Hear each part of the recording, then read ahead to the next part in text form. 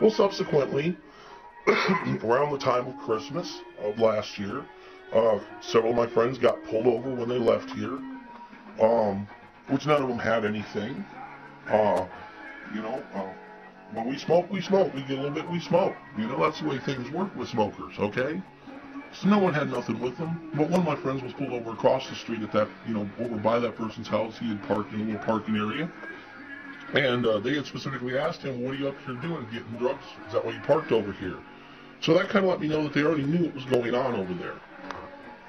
But the fact that he was taking down my license plate numbers and my friends started to get pulled over started to make me wonder about it. And nobody likes a snitch, alright? That's the worst thing in the world, alright? We don't even go into what should happen to snitches, because it's just, hey, it's not right. Right? You don't snitch out someone for smoking some weed and shit, man. You just don't do it. Alright, you especially don't snitch out your dealer. Then it was on January 7th. Me and a friend had just spent 2 days putting on the water pump in my car, and we all know what the weather was like in January. On the 6th we started, it was rainy and cold, we were underneath the car. We finally got finished on the 7th. I was happy, I was excited.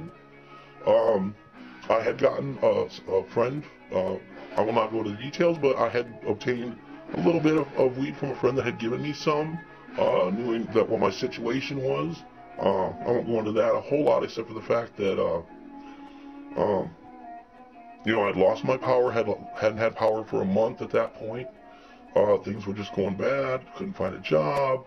Things were just really, really bad. Wasn't having any luck with women, really depressed. So this person, you know, was helping me out, trying to do something, you know, to help me out. God forbid you go to a doctor here and try to get some Xanaxes or something for anxiety and for your nerves. They won't give it to you because they think you're going to sell the damn shit, okay? And that sucks, because the people that really need to get something once in a while can't get it because, you know, they're so worried about someone selling some on the street. We got to weigh the balances here, all right? It's like, you know, convicting somebody, you know, in courts. Would you rather have an innocent person be convicted with a guilty person, or would you rather have an innocent person be let free and then a guilty person be let free because they have more rights and get a loophole around it? So it's a catch-22, but, you know, who wants to see the innocent suffer? You know, there's the big picture. There again, the people, that's what it's all about. You know, it's not about the politicians, it's not about the police, it's about the people, because we are what controls this country. We are the country by the Constitution, and that's our right, guaranteed to us. So not to digress any more into that, but well, my stepbrother lived here, and we had a friend over that was hanging out, and as I had said, a friend had given me some weed. I smoked way early in the day when we were working on the car, because, you know, laying on the back, people know what it's like to work on a car. You've done it, it sucks. So, you know, anything makes you feel a little better when you're doing it. No different than drinking a couple beers when fixing a car, right? Shouldn't be. Well, I went to the store, put some, you know, checked my water, put some gas in, came back, and when I pulled in my driveway, here comes the K9 unit pulling in about 10 seconds later after I've already, you know, turned off my car, and I was just sitting there for a minute. And, so I'll try to make this short and get into the main details, but he come up, and first of all, they wouldn't tell me why they had stopped. I didn't know it was even legal for them to pull me over in the driveway, but apparently that wasn't the case. Yeah, there was a total of 4 officers and 3 cars with the K9 unit. And the first officer, who is the one that we call Glasses McSqueaky, we won't finish that, but he knows who he is. He was the one that was a smart aleck. He was the one that was standing in the middle outside, who kept shooting off his mouth and spitting at my feet, which to me is I'm sorry, I don't care if you chew or not. You spit at my feet in my driveway, that's my property. By the old ways, and I live by the old ways, all right? You should respect a person. You don't spit at their feet in their property. That's a disrespectful thing. That's just dissing them just outright. You're just insulting them to their face, all right? If this was the old days, I would have slapped him with a glove and challenged him to a duel and would have won. Still wish I could.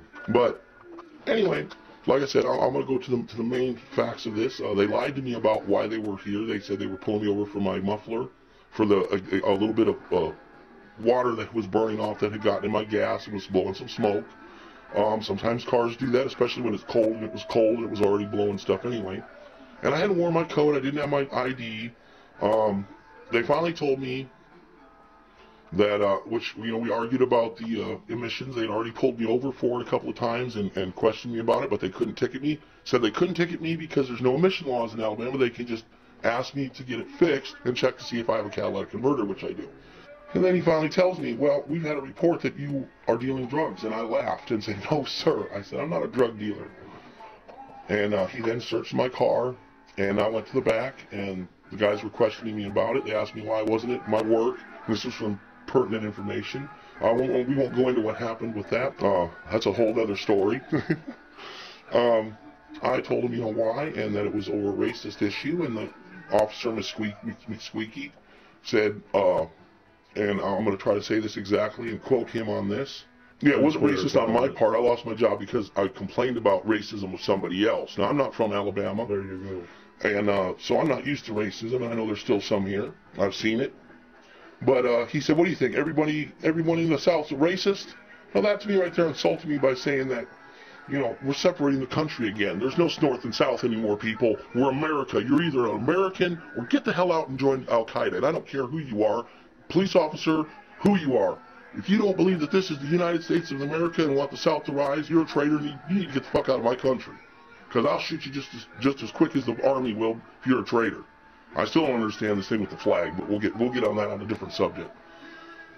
Well, then the second thing he said was, as I said, well, I'm part Jewish, and I was very offended by some of the things that had been happening there at my job. And he said, how do you be part Jewish and spit again? Every time you'd say something, you'd spit. And it was very condescending how he was saying it, like he was superior to me. And I explained to him, well, I have a distant family member, my great-grandmother was a full-blooded Jew.